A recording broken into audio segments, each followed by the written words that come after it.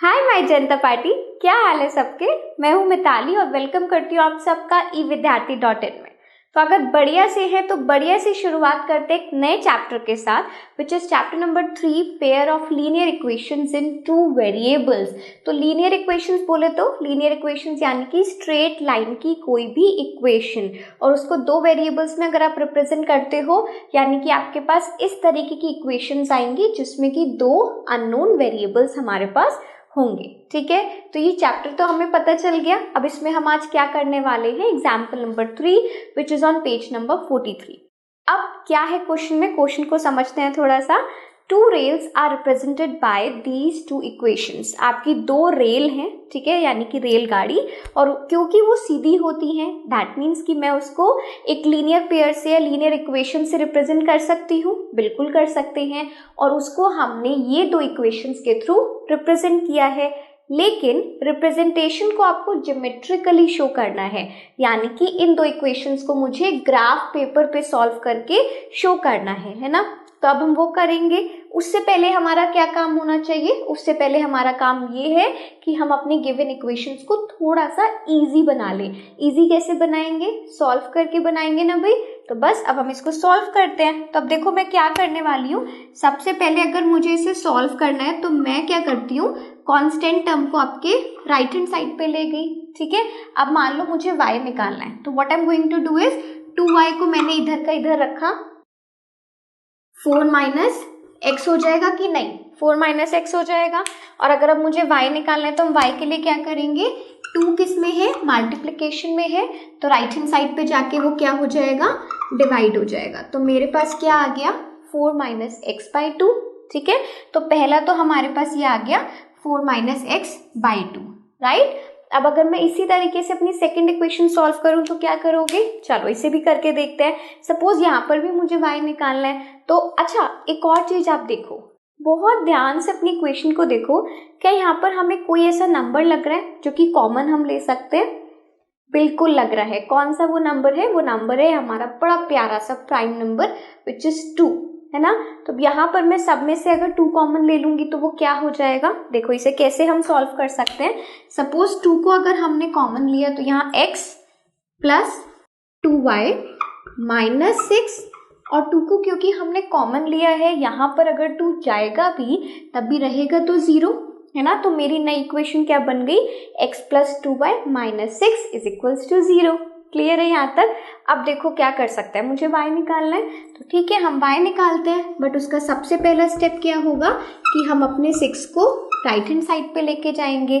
ठीक है, अब मुझे निकालना है y, तो हम क्या कर सकते हैं, 6 माइनस एक्स और 2 मल्टीप्लीकेशन में है तो 2 यहाँ पर डिवाइड में चला जाएगा। ठीक है, तो यहाँ पर देखो दोनों इक्वेशंस में मेरे पास क्या आ चुका है, y आ चुका है। अब इसे ज्योमेट्रिकली शो करना है तो चलो वो भी करते हैं। चलिए अब ग्राफिकली प्रेजेंट करने में क्या होगा, पहले तो हम दोनों को सॉल्व करेंगे ना, सॉल्व करते हैं। सपोज हम ना बिल्कुल इजी कोऑर्डिनेट्स लेने वाले हैं, कोई खिचड़ी नहीं, कोई ज्यादा अपना दिमाग नहीं लगाना है, जितना आसान हो सकता है उतना आसान करेंगे। ठीक है, देखो तो मैं कैसे कर रही हूँ इसको, एक छोटा सा अपना हम टेबल बना लेते हैं। ठीक है, और मुझे सिर्फ 2 और 2 कोऑर्डिनेट्स चाहिए, यानी कि अपने को ज्यादा कुछ भी मोह माया नहीं है।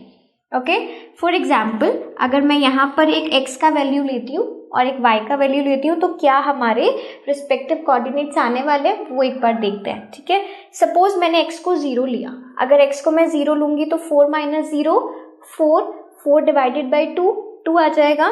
तो अगर मैं x को 0 लेती हूँ तो y मेरा 2 आ जाएगा। ठीक है, इसी तरीके से सपोज मैंने एक बार y को 0 ले लिया, अगर मैं y को 0 लेती हूँ तो क्या हो जाएगा, देखो इसे सॉल्व करके देखते हैं। यहाँ पर सपोज हमने y को 0 लिया तो यहाँ पर आ जाएगा 4 माइनस एक्स बाई 2, है ना। अब ये वाला 2 इधर जाएगा तो यहाँ पर क्या हो जाएगा 0 माइनस 4 माइनस एक्स, है ना। अब अगर मैं इस वाले x को यहाँ ले आती हूँ तो ये हो जाएगा x इज इक्वल्स टू 4। तो अल्टीमेटली अगर मैं y को 0 लेती हूँ तो मेरा x क्या हो जाएगा, 4 हो जाएगा। तो देखा इस तरीके से अपने क्वेश्चन को क्या करना है ना, इजी बनाना है। ठीक है, जितना भी आप इजी कोऑर्डिनेट्स ले सकते हो आप इजी कोऑर्डिनेट्स के साथ काम करो। क्लियर है। अब देखो हम अब क्या कर सकते हैं, सिमिलरली सेम टेबल हमें अपने नेक्स्ट इक्वेशन के लिए बनाना है। तो इसके लिए भी एक टेबल सा बना लेते हैं, है ना, फटाफट से देखते हैं।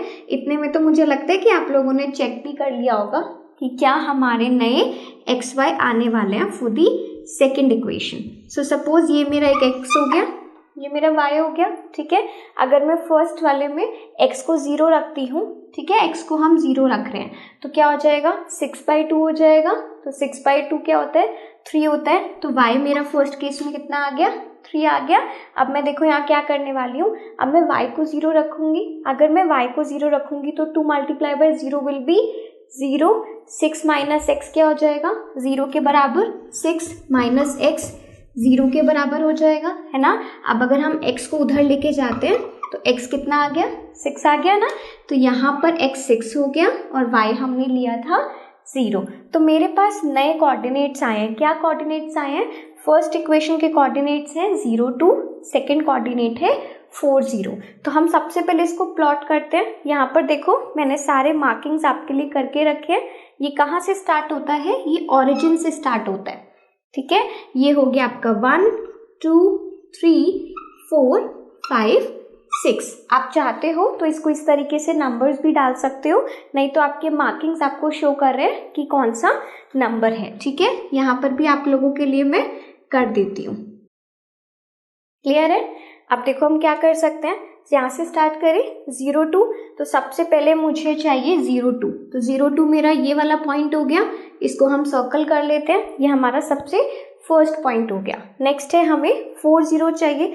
तो 4 0 4 x का कोऑर्डिनेट है, 0 y का कोऑर्डिनेट है। तो 4 0 कहाँ पे हो गया भाई, हमारा x है 4, ठीक है।